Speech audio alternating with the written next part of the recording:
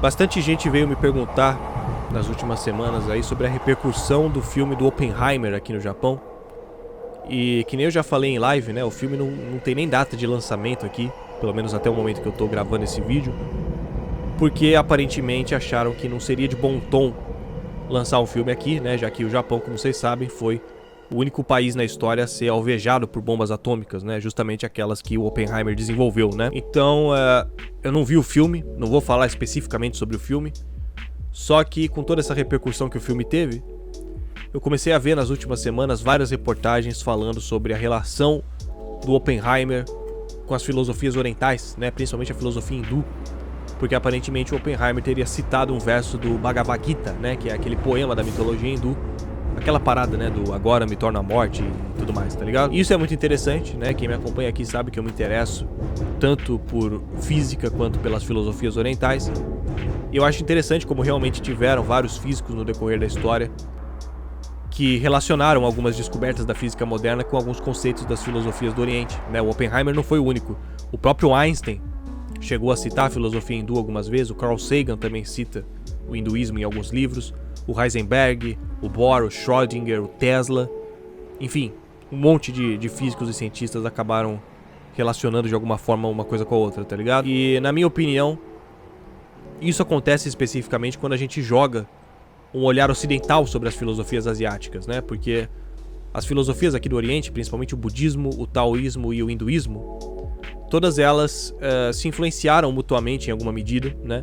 E por isso elas compartilham vários conceitos e em alguns pontos elas até meio que se complementam, né? E eu acho que a diferença tá principalmente na forma com a qual você interpreta essas religiões sendo ocidental, né? Porque é evidente que a organização do pensamento ocidental é diferente da oriental, principalmente por uma questão linguística mesmo, né? A forma com a qual os idiomas ocidentais são estruturados faz com que a interpretação dos textos sagrados aqui das religiões do Oriente acabe ficando diferente, né? E eu acho que esse é provavelmente o motivo pelo qual alguns físicos ocidentais, quando se familiarizam com os conceitos filosóficos do Oriente, acabam relacionando de alguma forma com as descobertas da física moderna, né?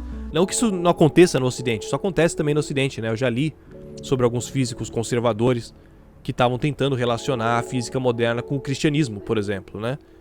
E a real é que a física moderna, justamente por ser tão contraintuitiva em alguns aspectos, ela meio que abre essa margem mesmo, né, para algumas interpretações filosóficas um pouco mais idealistas, né, que nem nas religiões, tá ligado? E antes de começar esses vídeos, né, como sempre eu gosto de deixar claro que eu não sou nenhum especialista em nada, e ainda assim eu vou falar um pouco de tudo, né, eu realmente me interesso por filosofia, eu acabo tendo uma visão meio holística da realidade, então quando eu começo a falar de uma coisa eu acabo falando um pouco sobre tudo, né, mas eu gosto sempre de deixar claro que eu não tenho nenhum objetivo específico nisso, né? Eu não tô vendendo curso, eu não tô pregando nada, eu mudo de opinião o tempo todo, tá ligado? Então, assim, eu só tô tentando entender alguma coisa mesmo, né? É um dos poucos prazeres que eu tenho nessa vida de merda. E eu entendo, né, que eu preciso ter responsabilidade, afinal eu tô falando pra alguns milhares de pessoas aqui. E por isso eu sempre, né, aconselho o pessoal a não tomar nada do que eu digo como verdade, né? Até porque eu não sou especialista em nada. Eu tenho que tomar cuidado nesse vídeo em específico porque eu não quero ser mal interpretado, né? Eu não me considero um místico, mas eu acho que algumas pessoas podem tentar me rotular dessa forma, tá ligado? Porque, assim, eu quero deixar bem claro, né, que isso aqui não é um vídeo sobre ciência, tá ligado? Isso aqui é uma filosofada das braba, tá ligado? Porque eu acho que existe uma linha muito tênue entre onde termina o materialismo e onde começa o realismo na ciência, né? E eu acho que é mais ou menos aí que eu quero cutucar. Porque a questão é que a ciência, infelizmente, não explica tudo, tá ligado? A ciência não tem os métodos necessários pra explicar tudo. E é sobre isso que eu quero falar aqui, tá ligado? A parada, né, começa nessa ideia de que hoje a gente vive num mundo pós-moderno, tá ligado? A gente vive num mundo relativista. A gente se habituou a essa ideia de que não existe uma verdade objetiva. Que tudo depende do ponto de vista, tudo depende dos meios através dos quais você interpreta a realidade. E na real essa percepção é importante pro convívio social, principalmente, né? Porque de fato é preciso ter consciência de que cada indivíduo é um indivíduo com experiências próprias, cultura própria, né? Então é evidente que a percepção da realidade de um não vai ser necessariamente a mesma do outro, né? Isso se torna especialmente importante em países como o Brasil, que é tão grande e tão desigual, né? Tem tantas culturas diferentes. Então é preciso saber que, ao mesmo tempo que a visão de mundo do outro nos parece estranha, a nossa provavelmente também parece estranha para ele, né? Por isso não faz sentido ficar tentando impor a sua verdade, porque por mais clara que esteja a ideia na sua cabeça, por mais óbvio que pareça para você que você tá certo, o outro pode estar pensando exatamente a mesma coisa em relação a você. Agora, apesar disso, né? O que a gente acaba esquecendo algumas vezes hoje em dia é que relativa é a nossa percepção da realidade, tá ligado? Mas não necessariamente a realidade em si, né? A realidade sempre foi o que ela é, desde o começo dos tempos, né? Desde que o primeiro Homo sapiens pisou na Terra, a Terra já estava girando em torno do Sol. O tempo sempre esteve correndo na mesma direção, a luz sempre esteve acelerando na mesma velocidade, tá ligado? O universo não mudou de lá pra cá. O que mudou foi a nossa capacidade de perceber o universo. A nossa percepção da realidade é relativa, porque ela é sempre mediada pelas condições materiais da realidade que nos cerca, né? Do mundo que nos cerca. Então é óbvio que o cara que tem acesso a um microscópio hoje em dia, ele vai ter um conhecimento muito mais profundo da realidade do que o cara que viveu 2000 anos antes dele, que não tinha acesso a porra nenhuma de tecnologia, né? Ou seja lá do que for. Quando Aristóteles tentou definir o conceito de valor na Grécia Antiga, ele chegou na conclusão de que o que definia o valor de uma mercadoria era a utilidade de consumo dela na sociedade.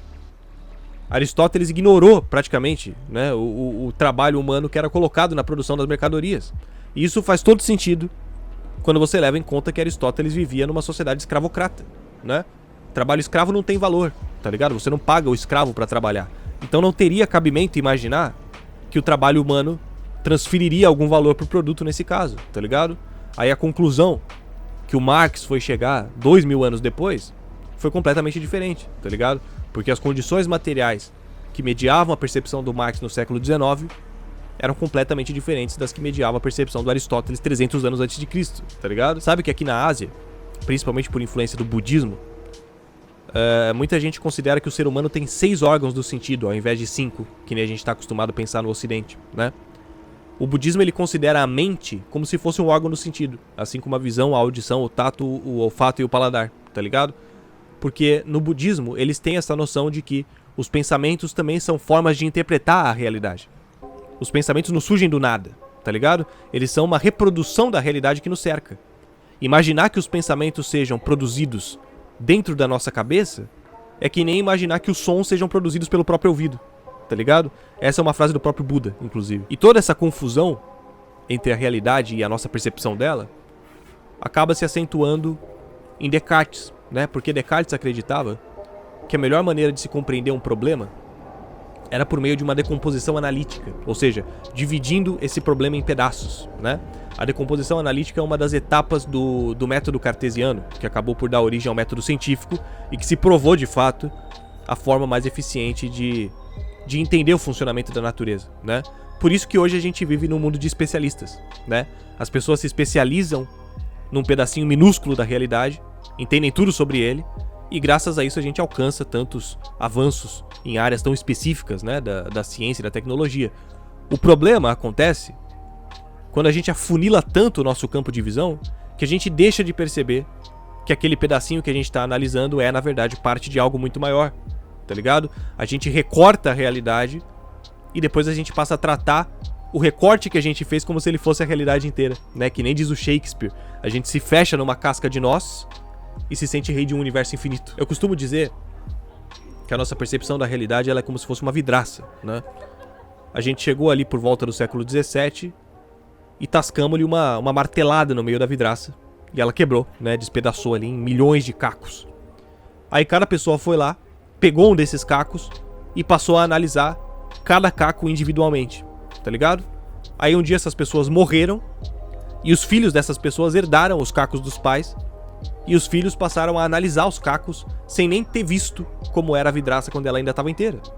E isso foi passando de geração em geração até os dias de hoje, onde as pessoas muitas vezes analisam os cacos sem nem saber que um dia todos eles compuseram uma mesma vidraça, tá ligado?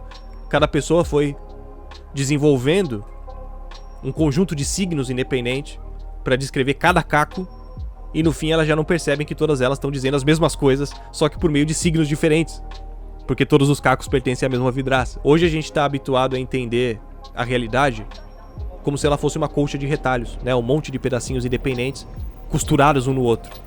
As pessoas elas já nascem num mundo organizado dessa forma e a partir disso elas vão desenvolvendo opiniões sobre os mais diversos assuntos sem perceber que todos os assuntos refletem uma mesma base fundamental, né? Daí que surge essa percepção de que alguns assuntos são completamente relativos, independentes um do outro, né? Como se fosse uma mera questão pessoal que nem sequer merecesse ser discutida. A situação fica pior quando a gente se fecha dentro de uma dessas representações da realidade e passa a acreditar que a representação que a gente inventou é a própria realidade, né? Esse é o caso dos negacionistas, por exemplo. Eles passam a negar a realidade para viver na representação dela, né? E aqui eu não tô falando só de negacionistas religiosos, né? Eles geralmente são a maioria, os que fazem mais barulho. Mas cientificistas também podem ser negacionistas, tanto quanto religiosos fundamentalistas, né? Só que cada um deles se fecha em um dos aspectos da realidade, cada um deles se fecha em um caco e eles passam a negar os outros, tá ligado? Passam a negar o contrário. Vamos fazer um exercício filosófico, né? E eu não recomendo que ninguém faça isso no mundo real, porque a sociedade não está estabelecida dessa forma, então se você fizer isso no mundo real você vai ser esculachado, e com razão, né? Mas aqui, especificamente, né, só para fins de reflexão, vamos generalizar a porra toda, tá ligado? Vamos juntar todos os cacos da vidraça, colar tudo com super bonder e se afastar. Olhar pra vidraça bem de longe. Quando você fizer isso, talvez você perceba que quando Platão falava de mundo sensível e mundo das ideias, ou quando Aristóteles falava de física e metafísica, ou quando os filósofos orientais falavam de yin e yang, quando os doutores da igreja falavam de corpo e alma, quando Descartes falava de substância corpórea e substância espiritual, quando Marx falava de materialismo e idealismo, quando a psicanálise falava de consciência e inconsciência, quando a neurociência hoje em dia fala de racionalidade e intuitividade, talvez você perceba que, de um jeito ou de outro, e guardadas as devidas proporções, é claro, tá todo mundo tentando dizer a mesma coisa. Cada pensador se utilizou de signos diferentes no decorrer da história para tentar descrever uma mesma realidade fundamental, tá ligado? Alguns se expressaram por meio de palavras, outros por meio de equações, alguns de forma mais sofisticada do que outros, com objetivos diferentes, em épocas diferentes, e portanto mediados por condições materiais diferentes, mas ainda assim, vários deles chegaram numa conclusão parecida. A conclusão de que, no nível mais fundamental, a realidade é composta por dois aspectos conflituosos, dialéticos, né? E essa dialética é o que mantém a realidade em movimento. A gente vive num mundo dividido entre idealistas e materialistas, cada um tentando descrever a realidade inteira da sua perspectiva, sem perceber que cada um deles só consegue descrever metade. O motor da realidade é justamente a discordância entre os dois, e não um primeiro motor imóvel, né, como pensavam Aristóteles ou Tomás de Aquino depois, tá ligado? Resumidamente falando, né, só pra explicar rapidamente, idealistas acreditam que as ideias vêm antes da matéria, tá ligado? Eles acreditam que pra matéria existir, ela primeiro precisa ser idealizada. No caso, você primeiro precisa imaginar a casa na sua cabeça pra depois botar em prática a construção dela, tá ligado? Por isso idealistas geralmente acreditam em Deus. Porque como eles acreditam que a ideia vem antes da matéria, então toda a matéria que existe no universo teve que ser idealizada antes de ser concebida, né? Idealizada por uma consciência anterior ao próprio espaço-tempo. No caso, só pode ser a consciência de Deus. Agora, os materialistas, também de forma bem resumida, né? Eles pensam exatamente o contrário. Eles acreditam que a matéria vem antes da ideia. O cérebro é a base material da consciência e, portanto, não existe mente sem cérebro. A ciência é materialista, ateus geralmente são materialistas, porque nesse caso não faz sentido imaginar que seria preciso uma consciência anterior a tudo para que no fim houvesse o universo. Muito pelo contrário. Era preciso que houvesse todo o universo para que no fim houvesse uma consciência, né? A casa, para os materialistas, não surge simplesmente de uma idealização, mas primeiro de uma necessidade material do ser humano por abrigo, tá ligado? A necessidade material é que produz a ideia, que produz a casa. Até Newton, a ciência era completamente determinista, porque Newton descrevia o universo ignorando a percepção relativa daquele que o observa, no caso, nós, né? Na física de Newton, nós somos completamente irrelevantes para o funcionamento do universo, e é aí que se perpetua o realismo na visão de mundo ocidental, tá ligado? E tudo bem, né? Isso continua sendo verdade até certo ponto. Nós ainda somos um pálido ponto azul no universo infinito, né? Mas o que a física moderna vem nos demonstrando é que o observador pode desempenhar um papel fundamental na compreensão da realidade. E isso é tão simples de se imaginar, né? Afinal, nós somos parte da realidade. Então não faz sentido ficar tentando descrever o universo como se a gente não existisse. Ou como se a gente fosse uma entidade separada dele, observando ele de cima, tá ligado? E quando Einstein percebe que a velocidade da luz é sempre a mesma para todos os observadores, independente das condições em que eles se encontram, vocês entendem as implicações filosóficas que isso pode ter? Claro, né? A partir daqui, isso não tem nada mais a ver com ciência, tá ligado? Esse não é o tipo de coisa que a ciência pode provar. Porque esse que é o problema, né? Tem uma galera que chega falando que a ciência provou isso e aquilo, né? Mas não é assim. Isso é coisa de gente mal intencionada, né? Que geralmente estão tentando vender curso para arrancar dinheiro de gente desinformada, ou até com finalidade política, né? A gente sabe que sempre foi assim, né? Tem um monte de gente que usa essas teorias da conspiração e pseudociências aí pra justificar preconceito e os bagulho mais absurdo. Porque tem coisas que não podem ser provadas empiricamente simplesmente porque elas estão fora da alçada da ciência, né? Então você usar o nome da ciência pra esse tipo de coisa é errado. É charlatanismo, né? Mas isso também não pode impedir, obviamente, que a gente tenha a liberdade de poder fazer uma análise filosófica sobre o que essas descobertas da física moderna podem significar, tá ligado? Quando a ciência não dá mais conta, a filosofia tem que resolver. Porque a filosofia é o único meio pelo qual a gente realmente consegue chegar lá na base mais fundamental da realidade, onde nenhuma observação pode ser feita e nenhum signo pode ser expresso. Porque se você fizer um esforço filosófico, você consegue interpretar a velocidade da luz como sendo uma constante física que pressupõe a existência de vida inteligente no universo. Porque se não houvesse nada no universo que, em algum momento, fosse capaz de observar e interpretar a realidade, a velocidade da luz seria uma constante sem função. Afinal, a própria constatação de que a velocidade da luz é a mesma para todos os observadores já implica na existência de observadores, tá ligado? Isso é extremamente contraintuitivo, porque é muito fácil da gente pensar, pô, nada a ver. Porque mesmo que não tivesse nada consciente no universo, a luz ainda assim teria 300 milhões de metros por segundo e foda-se, né? Mas essa é uma conclusão rasa do problema, mano. A situação ela é tão contraintuitiva que se torna difícil de organizar a ideia nos modelos de linguagem que a gente tem disponível. Mas o que eu quero dizer, ou o que eu tô tentando dizer, é que, para uma pedra, a mecânica clássica continua descrevendo todo o universo perfeitamente até hoje. Dá pra entender isso? Né? O fato de o espaço-tempo contrair e expandir para garantir que a velocidade da luz sempre se mantenha constante é uma característica do universo que só tem função para observadores conscientes. A pedra não percebe a realidade, tá ligado? A pedra não tem nenhuma noção de espaço e tempo, então pra pedra não faz diferença se a velocidade da luz é constante ou infinita ou se o espaço-tempo é relativo ou não. Pra pedra, a gravidade não precisa ser uma deformação no espaço-tempo. Ela pode simplesmente ser uma força de atração entre dois corpos, como na teoria mecânica, tá ligado? Na mecânica clássica. E a partir do momento em que você entende que as leis da física nada mais são do que signos que nós desenvolvemos para descrever a realidade, você percebe que a relatividade geral, por exemplo, só poderia ser descrita por seres como a gente, que possuem as estruturas sensoriais e cognitivas para perceber o espaço-tempo como a gente percebe. Se o nosso organismo fosse diferente, as leis da física também seriam diferentes, simplesmente porque nós não perceberíamos a realidade da mesma forma. Tá entendendo? No caso, essa foi justamente uma das grandes revoluções da física moderna, né? A física moderna trouxe um observador consciente para a história, e com isso a gente começou a perceber que o universo, por algum motivo, parece convergir para o nosso entendimento dele. Que nem o próprio Einstein disse, né? Uma das frases mais famosas dele. A coisa mais incompreensível sobre o universo é o fato dele ser tão compreensível.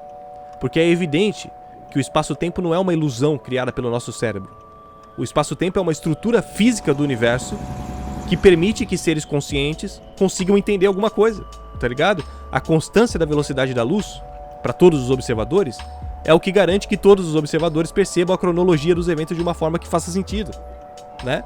Einstein entendia as implicações filosóficas da física moderna, assim como Oppenheimer e tantos outros físicos que buscaram referência nas filosofias orientais. E como se tudo isso não bastasse, algum tempo depois vem a física quântica e demonstra, dentre tantas outras coisas, que a função de onda das partículas subatômicas colapsa quando interage com o observador. A física quântica demonstra empiricamente uma natureza probabilística que foge da nossa percepção sensível, né? Não é como se a física quântica fosse uma teoria incompleta, que ainda não dá conta de demonstrar um aspecto oculto da realidade, não. Não tem nada oculto, tá ligado? A realidade é isso, mano. Os nossos órgãos do sentido são o que são. A gente não consegue, por exemplo, observar um buraco negro diretamente. Mas a gente sabe que eles existem porque, primeiro, a matemática fundamenta a existência deles, e segundo, porque a gente consegue observar as manifestações gravitacionais de um buraco negro no espaço. Na física quântica é quase a mesma coisa, tá ligado? A gente observa as manifestações do evento e não o evento em si. Mas a matemática e os experimentos demonstram que o evento, embora não possa ser observado diretamente, existe. Isso também é extremamente contraintuitivo, porque é muito mais fácil da gente conceber a ideia de que o gato de Schrödinger já estava vivo ou já estava morto desde o começo. Você só não tinha conhecimento do estado dele antes de abrir a caixa. Mas essa também é uma interpretação rasa do problema. A matemática demonstra que o gato está num estado de superposição. E o que tira ele desse estado é justamente a observação. Portanto, é impossível observar a superposição em si, só a manifestação aleatória dela, que pode ser tanto o estado vivo quanto o estado morto do gato.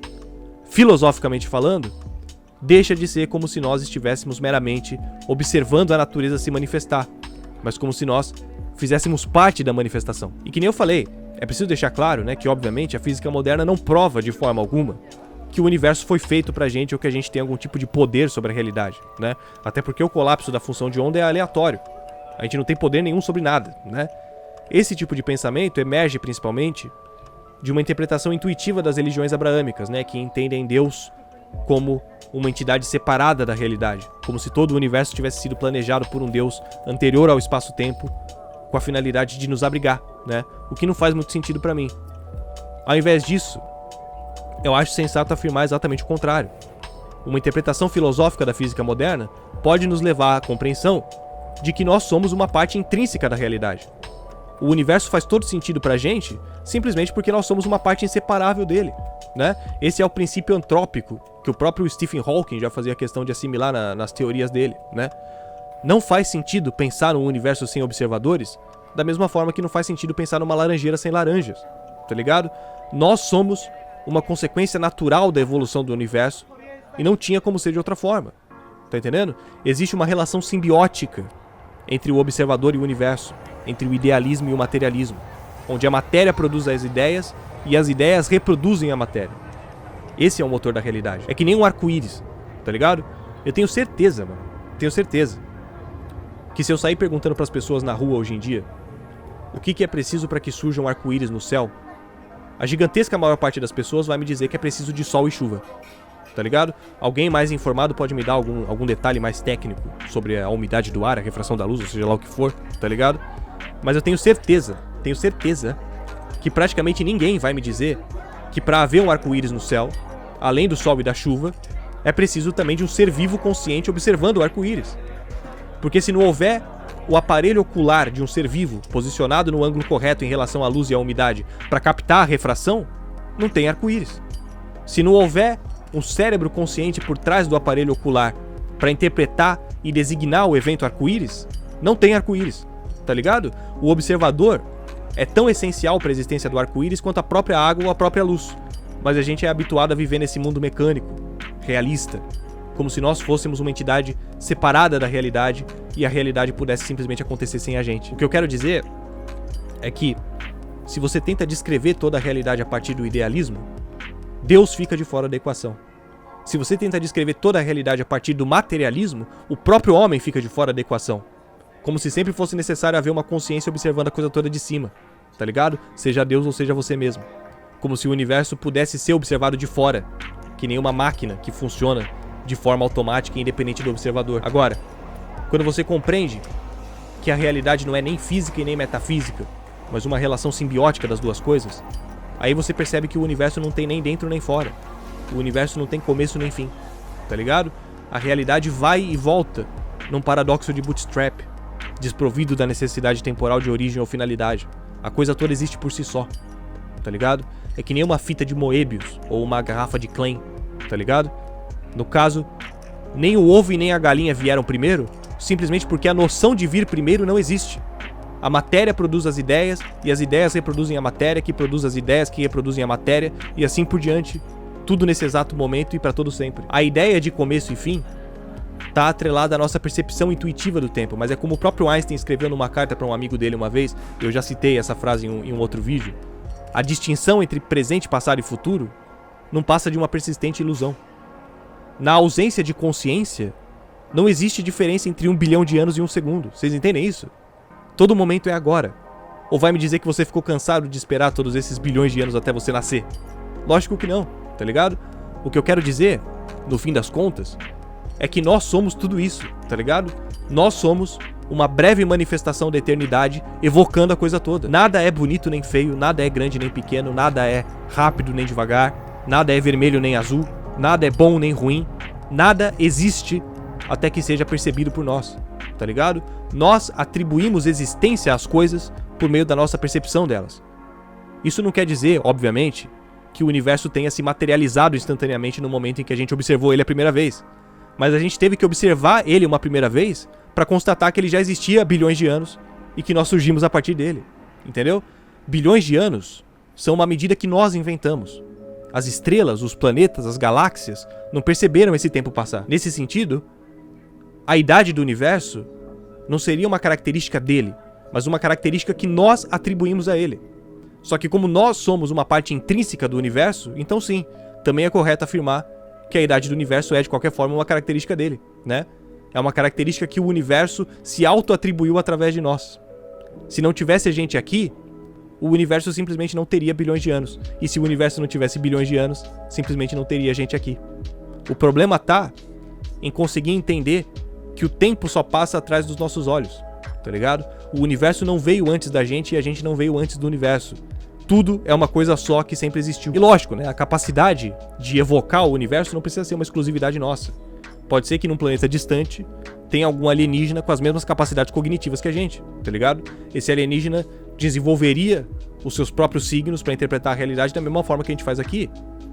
Nós somos essenciais para o universo enquanto entidade, mas insignificantes enquanto indivíduos, tá ligado? Não precisa ser a gente. Se a humanidade desaparecer, uma nova vai surgir em algum outro ponto do espaço-tempo para desempenhar a mesma função que a gente desempenhava aqui. E quando você finalmente entende tudo isso e vai descendo os degraus da alienação, você percebe que todos os aspectos da nossa realidade respeitam a mesma dialética, tá ligado? Simplesmente porque a realidade é uma só e o que muda são os signos por meio dos quais a gente descreve ela, entendeu? Por isso que, da mesma forma que o universo é movido pela relação simbiótica entre física e metafísica, o indivíduo é movido pela relação simbiótica entre racionalidade e intuitividade. A divisão do cérebro entre lado direito intuitivo e lado esquerdo racional é uma simplificação exagerada, né? Toda a nossa percepção da realidade é tão intuitiva quanto racional, tudo ao mesmo tempo. Um não vem antes do outro. A mesma coisa acontece com a sociedade. A sociedade também é movida pela relação simbiótica entre infraestrutura e superestrutura. A infraestrutura de uma sociedade é a base material dela, né? São as condições ambientais, os recursos naturais, a tecnologia, a força de trabalho, tá ligado? E a superestrutura é a base ideal de uma sociedade. É a cultura, a religião, a política, a filosofia e tudo mais, tá ligado? De acordo com esse ponto de vista, a gente poderia chegar na conclusão de que na sociedade a infraestrutura produz a superestrutura e a superestrutura reproduz a infraestrutura. Uma não existe sem a outra e uma não vem antes da outra. A questão é que a nossa percepção intuitiva do tempo nos obriga a escolher um que venha primeiro, seja o materialismo ou o idealismo, seja a infraestrutura ou a superestrutura, quando na verdade os dois são a mesma coisa, tá ligado? Um não vem antes do outro, simplesmente porque a noção de vir antes é uma ilusão muito persistente, né?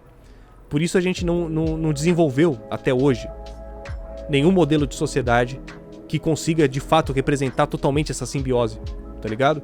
Todas as sociedades que já existiram na história moderna se basearam em sistemas de relação unilateral entre materialidade e ideologia. Ou um ou outro vem primeiro, tá ligado? E o que sobra fica como se fosse uma mera consequência impotente do primeiro. Mas na verdade, a realidade material que produz a nossa percepção da realidade já é ela própria uma reprodução da nossa percepção da realidade que foi produzida pela realidade material. Vocês entendem isso? Lógico que não, tá ligado? Não dá pra entender porque o nosso cérebro não é desenhado dessa forma. E portanto a nossa linguagem não tem meios de expressar essa ideia de uma forma que não fique paradoxal. Por isso que tanto as filosofias orientais, quanto os pré-socráticos também, que nem Heráclito, por exemplo, eles se expressavam principalmente por meio de metáforas, figuras de linguagem, meditação, né? Justamente porque eles percebiam, desde aquela época, que esse aspecto da realidade, ele é tão contraintuitivo que quase não pode ser descrito, né? Esse é um conceito que aparentemente é melhor entendido matematicamente. Mas infelizmente a gente vive num mundo de especialistas, onde cientistas políticos e sociólogos entendem muito pouco de física e matemática, e físicos e matemáticos entendem muito pouco de política e sociedade. E aí teve que vir eu aqui resolver essa porra. Mas é isso, mano. Tudo isso que eu falei aqui são aspectos que são muito bem representados nas filosofias orientais, certo? Essa dialética, ela aparece em todas as filosofias, tá ligado? No hinduísmo, no budismo, no taoísmo, essa ideia de uma realidade fundamental, né? Onde existe um ciclo dialético entre materialismo e idealismo, isso surge de uma forma ou outra em todas essas filosofias, tá ligado? E é por isso que, com as descobertas da física moderna, tantos físicos que nem o Oppenheimer, por exemplo, acabaram relacionando, né, esses conceitos da física moderna com os conceitos das filosofias aqui do Oriente. E é isso, mano. Espero que vocês tenham gostado dessa merda, espero que vocês tenham entendido alguma coisa. Desculpa aí qualquer merda que eu tenha falado. E é nóis, mano. Falou.